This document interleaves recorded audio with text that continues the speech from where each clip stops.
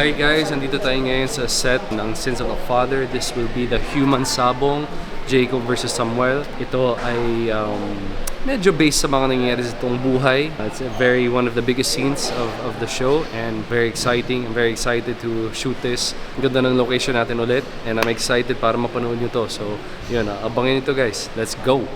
Bro, okay na pa? Dito lang. Clear. Then nirap. And then cut.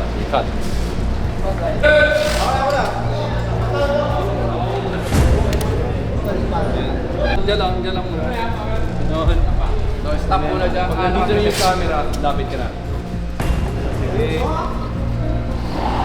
And stop. Try lang natin buksan. Right? Yan, pag-awa.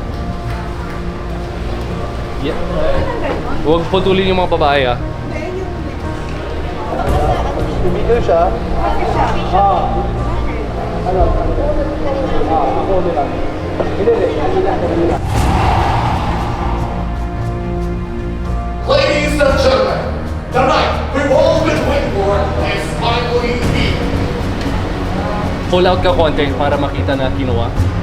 Yan. Gusto ko si Roldan ang kukuha, hindi si si Roldan ang kukuha. Yan. Okay. So dapat Lagyan natin ang kukuha lang, naging isang kukuha lang siya, basura. And then, yung usap namin ni Tanda, naka-backshot kay Tanda, pumapasok si Tanda dito. And cut! Nice, ang ganda yan. Wait lang, yung makeup artist ba rin dyan? Pwede ba, kawawa naman yung mga lahat sila pinapawisan.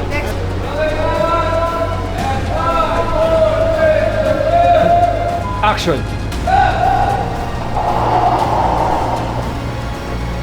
Yuri, putulin mo si Ilad. Yan. Nice, yeah. Ladies and gentlemen, tonight we've all been waiting for is finally here. Oh yeah, tama kasi puputulin yun eh. Dahil puputusan niya. So tama. Okay pa tayo. Alright, ready? Oh, lalagyan mo konti na parang... Pero...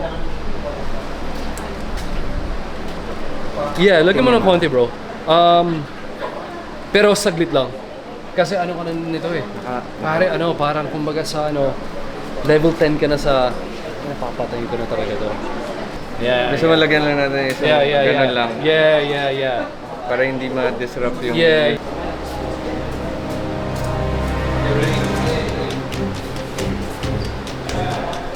Standing at 170 centimeters, weighing in at 160 pounds.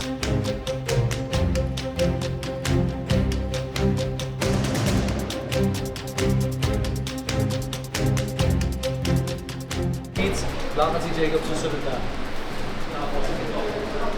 Pupunta sa likod si Ulan tsaka si Sam. Parang save lang, pero crazy shot lang. Tapos pag nag-adjust na, 5, 4, 3, 2, 1, lakad. Hatid lang kay... Jacob. Nandito tayo ngayon sa set with Direct J, witnessing a legend. You know, yan ang totoong idol.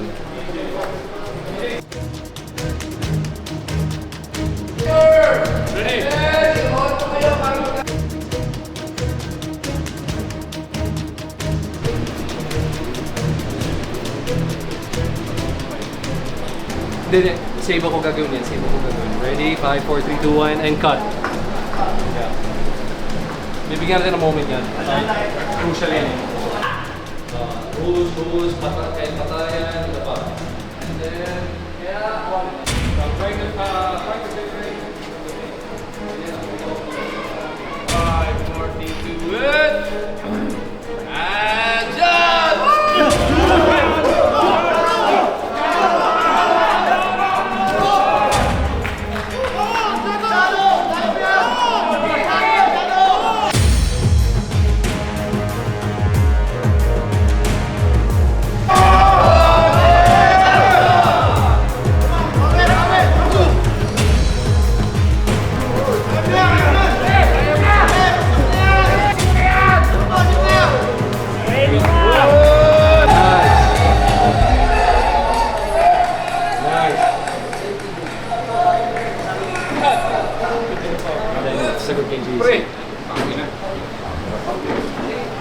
So far so good. Na-hit naman namin lahat ng mga targets. As per Direk Gerald, very keen siya sa mga little details na kailangan naming i-shoot. Most especially yung emotions that we have to put in sa bawat movement. Kasi the difference dito sa fight scene na to compared dun sa 1 versus 100 is this fight scene na sinushoot namin, it's all about ego and pride na alam mo yun, dalawang tao na hindi nagpapatalo sa isa't isa. Gano'n nakalalim yung galit nila at gano'n nakalalim yung pinaglalaban namin. Very, very hard siya kasi hindi lang basta-basta kami nagbabato ng suntok at ng sipa at ng fight routine. Pero for every movement, may laman, and then yung camera works na ginagawa namin dito, we make sure na we capture yung mga emotions na dapat ma-put in namin for this scene. We're still working on it. May mga details pa kami na kailangan gawin, and it's tiring but it's fulfilling for sure. Last question bro. Sino to tingin mo yung may mas malalim na galit? Si Samuel o si Jacob? Mas malalim na galit. Ever since talaga si Jacob. As in, si Samuel kasi, he's very honest and genuine, na mabuting tao talaga siya. And ang nagmo-motivate naman kay Jacob kasi is yung insecurity niya and yung galit niya. Yun yung nagmo-motivate sa kanya para, alam mo yun, saktan si Samuel, patayin si Samuel. Nandun na siya sa ganong level na life or death na to. At itong fight scene na to, the intention of Jacob here is to kill Samuel talaga. Pero si Samuel, magkaiba kami ng intention. Hindi niya gusto tong nangyayari na to. Si Jacob ba may gusto nito. And I am sure at the end of this scene, kung mapapanood ninyo, there's heart to it. Makikita nyo na may puso talaga si Samuel dito versus Jacob. Yes sir, maraming salamat bro. Thank you. Sobra. Thank you. And pag nilapag na, tingin, sa papusan pa. Ay, bulog na yung paa mo. Pa! Gapang ako. Okay dyan! Saan? Ito. Gapang ka naman. Oh, pa. And then gapang ulit ako. Tapos ito yung ididiin mo. Yun!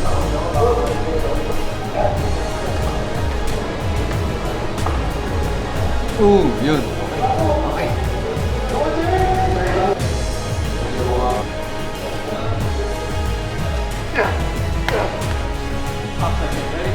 To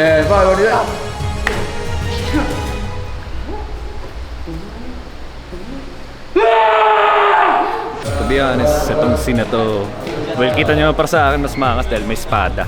Pero yun dahil, pero aside pa dun, dito na dito na nabuhos lahat ng karga ng parehong character na which is Samuel Jacob. Tsaka dito na rin masasabing parang pinaka-final showdown nila na which is inaabangan na lahat. Kaya para sa akin, sobrang special yung eksena na to. Tsaka at the same time, sobrang thankful ako na nandito ako ngayon. As LA, who would you bet on?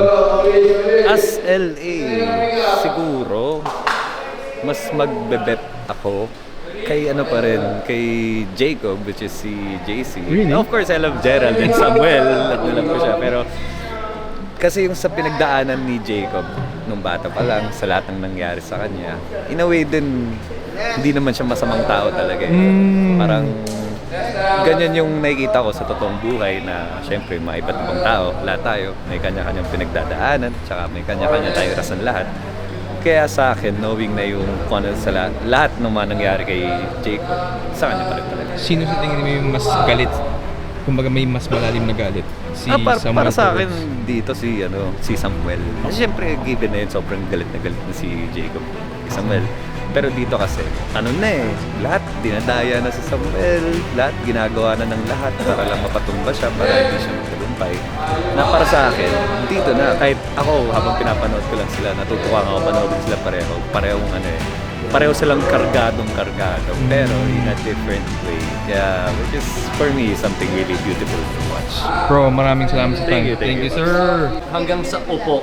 Pero sige, upo lang muna si Tito Pep. Papasok sa pinto, nakaabang si Ilad sa kanya. Ganyan. Balik ka, Ilad. Papasok sa pinto. Ikaw yung nakakarap sa pinto. Yan. Pwede ba, record? Ay, okay na ba to? Okay. Nice. Yan, okay. Ready? Ito na, papatay na.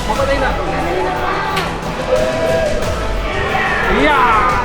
Nice one. Nice one, well done. And then, bagsak Jacob. Sige, pinatay. 5, 4, 3, 2, 1, cut. Ganda. Alright.